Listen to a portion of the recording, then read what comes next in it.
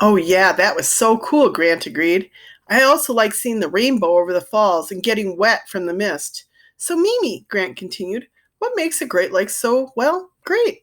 Well, where do I start? Mimi said. One of the main things you should know is that the Great Lakes holds about 20% of the fresh surface water in the world. Grant looked puzzled. Fresh water? Mimi explained, is water that is on the earth that is not seawater from the ocean. It's found in lakes, rivers, streams, places like that. It's very important for the survival of people and animals on the earth. Ding! A text message arrived on Mimi's cell phone. I wondered who that could be, she said, and peered at her bright red phone.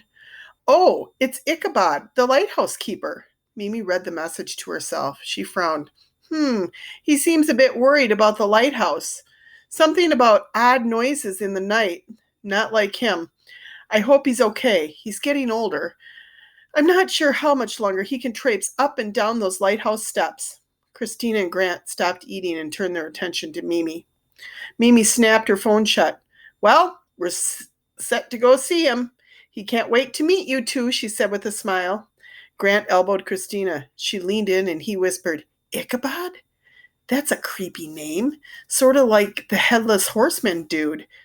Sure is creepy, Christina agreed.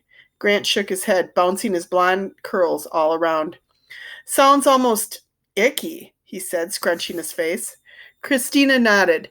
And what about him hearing odd noises? I'm not sure I want to meet Mr. Ichabod after all, or visit his haunted lighthouse. Christina hadn't really wanted to go on this trip to the Great Lakes with Mimi and Papa, even though the fall leaves were spectacular hues of red, yellow, and orange. Christina wished they'd come in the summer so she could swim and not in the fall when it was too cold to go in the water. Papa paid the bill and they left the restaurant, but not before Christina stole a quick peek back inside. The family was gone. A young couple was being seated. Christina couldn't help but feel that she had lost an opportunity. But for what? She didn't quite know. Soon they were aboard the Mystery Girl. Where are we going now? Grant asked. To Cleveland, Ohio, and Lake Erie, Papa replied. And the Rock and Roll Hall of Fame, Christina added. She was a true rock and roll fan. She couldn't wait to see all the guitars on display. So we're not going to see Mr. Icky? Grant asked. Papa laughed. Do you mean Mr. Ichabod? Oops. Yeah, Mr. Ichabod. Sorry, Papa, Grant said. We'll see him later in the trip, Grant, Mimi said. Let's get this plane up in the air. Let's rock and roll, Papa cried, and the mystery girl launched into the crisp, bright blue autumn sky. Grant played air guitar in his seat, bounding from side to side. At the end of his animated guitar solo, Grant shouted in his best Elvis Presley impersonation, Thank you very much. He bowed to the pretend crowd that had formed to hear him play. Flinging his arms to the side, whack! He accidentally hit Christina's shoulder. Ouch, Grant! Quit it! Christina cried. Ding, ding! A text message suddenly appeared on Christina's cell phone. Who could that be from? She thought. Her eyes grew wide when she opened her phone to read it. The text message read, Beware of Bessie, the eerie monster. Christina immediately nudged Grant.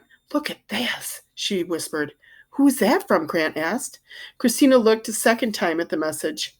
There was no signature or phone number. I don't know, she replied and shrugged. It doesn't say. Goosebumps rose on Grant's arm.